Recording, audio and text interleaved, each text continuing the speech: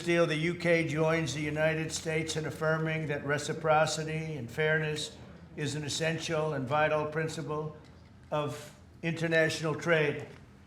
The deal includes billions of dollars of increased market access for American exports, especially in agriculture, dramatically increasing access for American beef, ethanol, and virtually all of the products produced by our great farmers. And our Secretary, as you know, of Agriculture is here. Brooke, thank you very much for being here. It's a good day. Thank you, sir. You'll let the farmers know.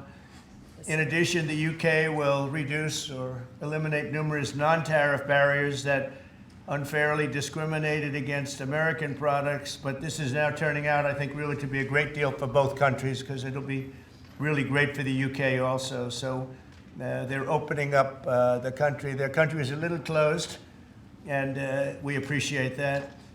They'll also be fast-tracking American goods through their customs process, so our exports go to a very, very quick form of approval, and there won't be any red tape. Things are going to move very quickly both ways. The final details are being written up in the coming weeks. We'll have it all very conclusive, but the actual deal is a very conclusive one. We think just about everything's been approved.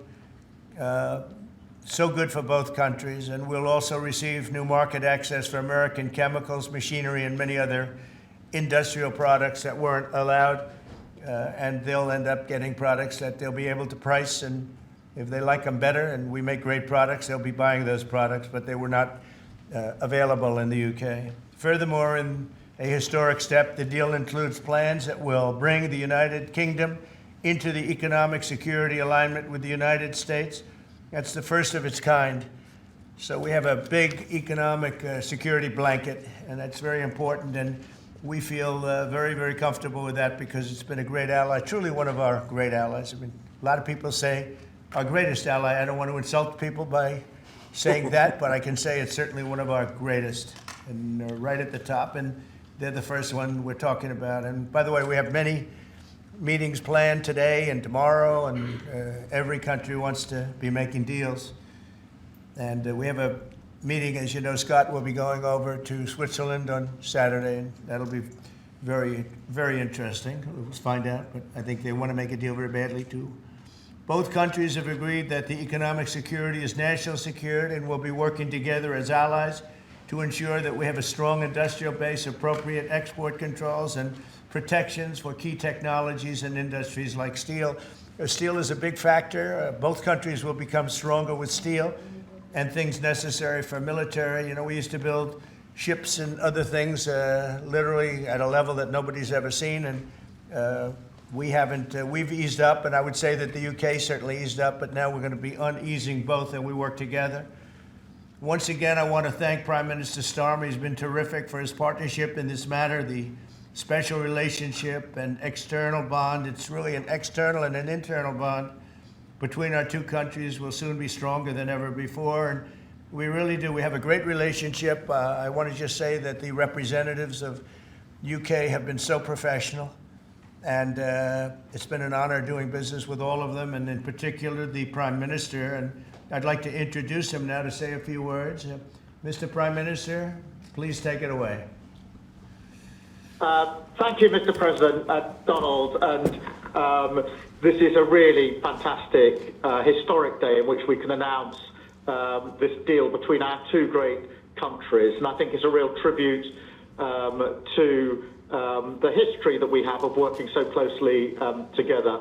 Can I pay tribute, Donald, to your negotiating team as well, particularly yes, Howard and Jameson, who've done an incredible job, a very professional job, and my team as well. Two negotiating teams have worked at pace now for a number of weeks to bring in this deal today. Really important deal. This is going to boost trade between and across our countries. It's going to not only protect jobs but create jobs, opening market access. And as you say, Donald, the timing couldn't be more apt, because not only was it 80 years ago today that victory came for Europe after and at the end of the Second World War. But of course, on that day, the UK and the US stood together as the closest of allies.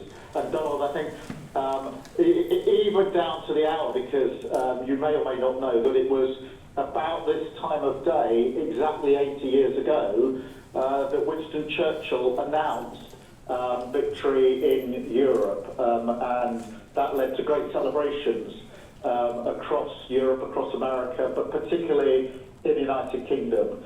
Literally people going out into the street, putting bunting up, going up to the palace. And so to be able to announce this great deal on the same day, 80 years forward, almost at the same hour, and as we were 80 years ago, with the UK and the US standing side by side, I think is incredibly important and makes this truly historic. That close relationship has endured over those 80 years. As you know, Donald, when it comes to defence and security and intelligence sharing, of course, there are no two countries that are closer than our two countries. And now we take this into new and important territory by adding trade and the economy to the closeness of our relationship. It is built, as you say, on those notions of fairness and reciprocal arrangements. We've always had a fair and balanced arrangement between our countries. This builds on that, hugely important for sectors like car manufacturing and for steel and aluminium and so many others. And yes, we can finish ironing out some of the details, but there's a fantastic platform here, including, of course, on the tech side, where I think I'm right in saying we're the only two Western countries with trillion-dollar sectors when it comes to tech. And in the end, it comes down to, as you say, Donald, economic security is national security. On national security, we've been absolutely the closest of allies for so many years, keeping the peace through that close alliance, that friendship. And now we add to that this deal on trade and the economy. And I want to thank you for your leadership on that, Donald, and for the way in which your team have negotiated this. And I'm so pleased that we've got this deal, we've finalised it, and we've built an incredible platform for the future. So thank you so much. Donald, I'm now going to go and do a press conference. I think you have your press in with you. But on the details, I think if you've got Howard, we can deal with that through one of my team.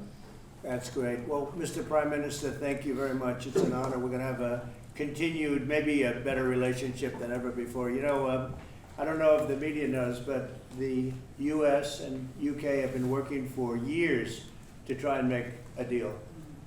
Never quite got there. Yeah. It did with this Prime Minister. So I want to just congratulate you. Well, with this President, this Prime Minister, we've managed to achieve what many people have tried to achieve for many years. That's right. And I'm really pleased, and it feels completely historic and on a special 80-year anniversary as well. So, Donald, thank you so much. It's really good to have got this deal over the line. Tribute to both teams, tribute to our countries, and tribute to your leadership. Thank you. Well, it really is a great thing. And you go do your press conference, and I'll see you soon. Maybe speak to you later.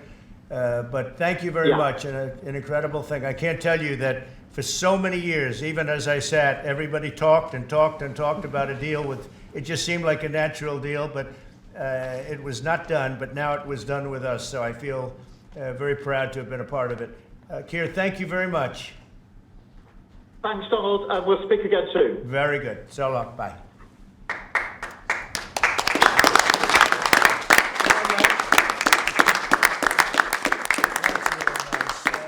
Why don't I do this? Why don't I have our Secretary of Commerce, Howard Lutnick, give a little description of the deal pretty quick, and then the good side, the very nice side, we'll be speaking about it also, maybe, from so you get a pretty equal. I think it's a very, it's just been a deal that was, we thought, very complicated. It became very simple. It's opening up the country that we really didn't have the kind of access to that I would have thought. I was surprised. I think it's why the deal never got done before. It was, you know, they've been working on this deal for 25 years. And we got it done, and we got it done. Really, it's going to be great for both countries. So, Howard, if you could go, and then somebody else, you may have, you'll pick whoever you want who'd like to do it. I have a feeling you're going to do it, right? So you guys go ahead, and then we'll take questions right after that. But I think you'll get a pretty good understanding of how big it is. It's a very large deal, very big deal. And Howard, go ahead. So the UK is the 6th largest economy in the world and the 4th largest that we export to, right? So it's a huge market, a top 10 market. If you remember Liberation Day, they were at 10% because we have balanced trade with the UK, right? They say they have a surplus, but of course that counts gold bullion, which is, so let's just call it balanced trade. So how do you open up a market in balanced trade? People think it's impossible. They've always thought it was impossible until President Trump came on the scene and changed the way things work. So here's what we've got. We've opened up new market access, ethanol, beef, machinery, all the agricultural products. They've agreed to open their markets, and that will add $5 billion of opportunity to American exporters. So the question is, why would they do that now? Because they've never done it before. And we still have our 10% tariff on, which will produce $6 billion of revenue for the United States. So the idea was, how do they keep their jobs, protect their economy, and do the best for their people while opening the market for us? And the way is they studied it, their team was exceptional, and they tried to figure out the markets that they're importing from other people and try to send them over to America. So why were they always favoring others and not us? And what they've done is they've found the ways to do that so that we have new access, right? But the UK workers are protected, and that was the balance. So we did a deal with them in automobiles, and you know, if you're not building here, we charge you a 25% tariff. But the president, and by the way, I want to make this clear, while Jameson and I worked hard, this was the president's deal, and people think, oh, that's not the way it works. If you got to sit next to him, I have the best deal maker to my left, and if you don't think that we take advantage of him calling the prime minister and getting that deal done, you don't understand who's the president of the United States. So he's the closer. He gets deals done that we could never get done because he understands business, he understands deals, and that's why we're here today. So he agreed they could send 100,000 cars into America and only pay a 10% tariff. And that protects their car industry. And remember, we do 16 million cars a year. So this is only like 0.6%. But for the UK auto people, this is tens of thousands of jobs that the president agreed that he would protect for them. So he made that deal, right? Then steel and aluminum. Right? Their steel business has been destroyed like everybody else has been destroyed by people dumping steel into their markets. And British Steel had announced it was closing down. So the British government, as part of this deal, nationalized British Steel, and they're going to match the kinds of models we do. They'll put tariffs on, they'll put quotas on. They want to do it with America so they can be part of the resurgence of steel and aluminum in America, and that saves them, again, thousands and thousands of jobs. So if you go step by step, aero and commercial planes, they sell Rolls-Royce engines to Boeing. We've agreed to let Rolls-Royce engines and those kind of plane parts to come over tariff-free. And what you're going to hear today is there's going to be an announcement in the UK that they are buying $10 billion worth of Boeing planes later today, but I'm going to let the name of the airline announce it because that's theirs to do it. Part of this deal was always to do it together and to do it strong, and you can see the numbers on this board. Everything about this board works exceptionally well for the United States of America. It lays out the plan that you can work with us in autos, you can work with us with aero and commercial, you can work with us in pharmaceuticals if you have a supply chain that is secure and protected in national security. So we feel really good about the deal. You've heard the Prime Minister, he feels really good about the deal, right? And we started at 10% and we ended at 10%, and the market for America is better, and this is a perfect example of why Donald Trump produced Liberation Day. People don't understand. He gets things done in a matter of time. This would have taken Jameson and I 3 years, maybe. And instead, we got it done in 45 days, certainly, because we work for Donald Trump. So, Jameson, my partner in all this, maybe Jameson, you'd like to talk a little, and then we'll turn it over to the UK. Sure, happy to.